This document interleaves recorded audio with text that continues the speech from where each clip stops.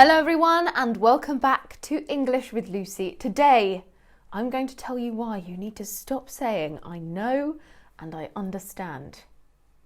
To know means to be aware of through inquiry, observation or information. Now the issue is with this word, it can make you seem like a know-it-all. I know. It can sound a little impolite. There are many other ways of saying that you know something or that you understand something. I've included understand in this list because it's very overused. It's one of the first words that we learn when we're learning English, whether you understand something or if you don't understand something. I think it'll be really helpful for you to have a bank of other phrases, other words and other interjections that you can use in place of I know and I understand. And a lot of these have little differences in meaning, so you can make more complex observations. So this video is perfect for expanding your vocabulary, but if you want to improve your pronunciation and your listening skills even further, then I highly recommend the special method of combining reading books with listening to their audiobook counterpart on Audible. It might sound weird, but let me explain because it really does work.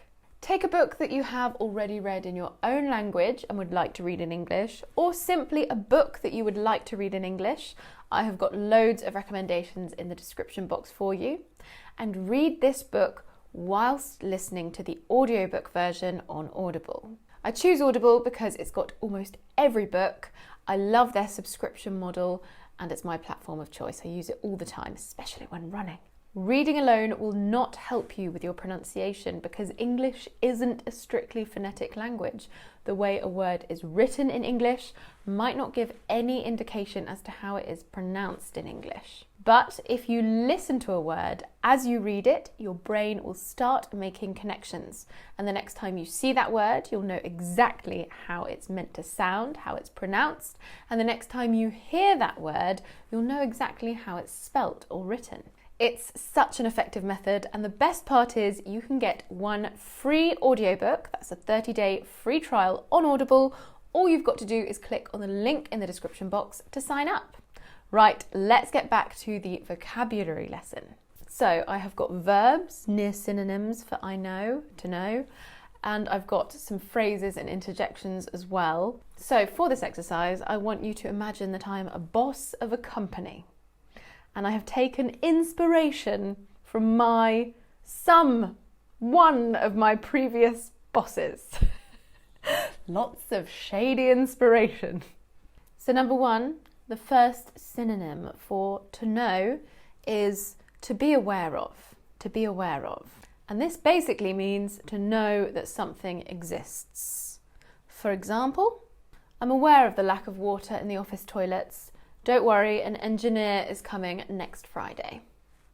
Number two is to realise, to realise. And this is to understand a situation, sometimes suddenly. I've just realised I have only just become aware of something. It can, however, just mean to understand. For example, I realised how frustrating it is that your paychecks were late this month, but I couldn't sign them because I was on a yacht and the Wi-Fi was terrible. Number three is to recognise, and this is to accept that something is legal, important or true. For example, I recognise how much it means to you to have natural light in the office, but I have very sensitive eyes. Number four, quite similar, is to appreciate, to appreciate. This means to understand a situation and to realise that it's important. For example, I appreciate why you'd like more sick pay, but I'm afraid that people might abuse it. Number five is to acknowledge, to acknowledge. This means to accept or admit the existence or the truth of something. For example, I acknowledge that the lack of toilet paper is frustrating, but it's not that hard to put a couple of sheets in your pocket each morning. And number six, not an exact synonym for either of them, but I think it's important. It is to notice, which means to see or to become conscious of something or someone. For example, I did notice that you've been parking by the entrance each day. I understand that you have a bad leg, but you must be considerate of more executive members of staff. Right, let's move on to some phrases and interjections that you can use instead of I know or I understand. Again, lots of them have little differences. It might seem pointless that I'm giving you the definition for each of them, but just watch for differences because they're very subtle. Number 7 is I see, I see. It means I understand and that I'm paying attention to what someone is saying. However, it does depend on tone of voice. If I say I see, it can show a bit of disapproval. So if someone were to say to me, I was off sick yesterday because I had a stomach bug, I might reply saying, I see. Was there vomit? Because if there wasn't any vomit, you should have come in. We can also extend this to number 8, which is, I see what you mean. I really see what you mean. This means more or less the same thing, but it's almost further implying that you don't really agree. For example, if a member of staff said to me, I won't be able to finish that project tonight because it's my birthday and my husband's taking me out, I might reply with, I see what you mean. I'll offer the project to somebody more dedicated. Number 9 is fair enough. Fair enough. This is used to show that you understand and accept what someone has said. For example, if someone says to me, I'm not coming to the office party on Friday night because I suffer with bad social anxiety, I might say, fair enough, I'll see you on Monday, you loser.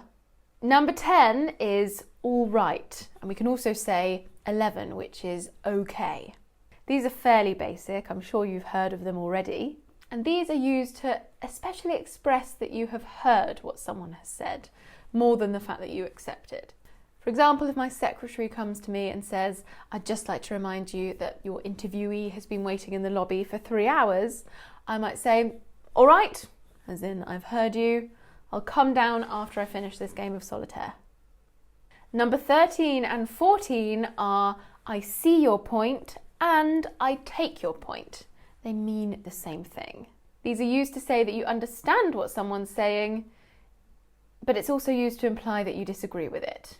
For example, if John comes to me and says, I think that you need to let Mary go, I might reply saying, I see your point, John, but I'm not sure I'm allowed to fire someone for not agreeing to go on a date with you. Come back to me if you find a better reason. Number 15 is, I don't blame you. I don't blame you. This is used for saying that you understand why someone has done something or why they feel a particular way. For example, if Mary comes to me and says, I'm going to speak to HR about John, HR is human resources, I might reply by saying, I don't blame you, Mary, he's a total weirdo, but don't tell HR I said that. Number 16 is a slang one. I get what you mean, or even more slang, I get you. To get, in this case, means to understand. I get you, I understand you. You get me, you understand me. So if Cynthia were to come to me and say, I don't think that 8 minutes is long enough for a lunch break, I might reply saying, I get what you mean, Cynthia, but it's calculated via an algorithm and it's what the computer has decided is best for you. Number 17, even more slang, is gotcha. Gotcha.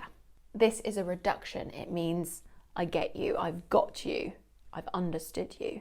So if someone comes to me and says, I'd like to propose a salary review, I could say, gotcha, you think it's too high as well, don't you? Number 18 is I'm certain that, and this just means I know, I'm certain that, I'm absolutely sure. So if someone comes to me and says, I'm feeling overwhelmed with this new workload, I might reply saying, don't worry, I'm certain that you'll be feeling underwhelmed like the rest of us in no time. That's it for today's lesson. I hope you enjoyed it. I hope you learned something.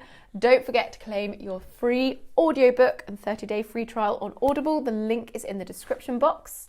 Don't forget to connect with me on all of my social media. I've got my Facebook, my Instagram, my Twitter, and my personal Lucy Bella Earl channel where I talk about everything that isn't related to English. I will see you soon for another lesson. Mwah.